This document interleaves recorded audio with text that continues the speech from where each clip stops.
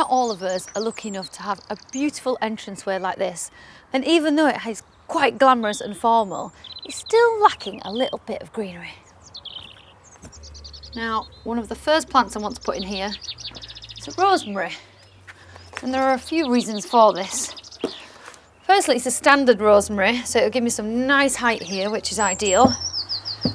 Secondly, it's right by the kitchen, so I get to come out here and pick fresh herbs. And thirdly, it's a real little sun trap. And if there's one thing rosemary likes, it's lots of sunshine. Just gonna firm that in. Now, another herb that sits perfectly alongside rosemary is lavender. Now, I've got 4 lavender to go around here. They will grow away quite happily with the rosemary. And again, you can pick this, you can use it in baking. I have a friend that makes lavender shortbread, which is amazing if you've never tried it. And also you can pick the flowers and dry them, make little scented drawer liners and things out of them. And it just smells delicious as you're coming up the stairs here to the door. You just get a real waft of the Mediterranean. Now I'm just going to top up what's left with some more compost.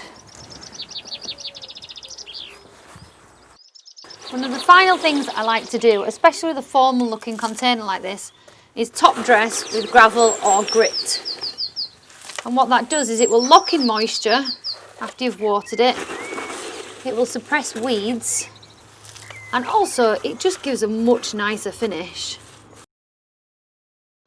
Now, under the porch here, this won't get any rain, so it's important that it is kept watered.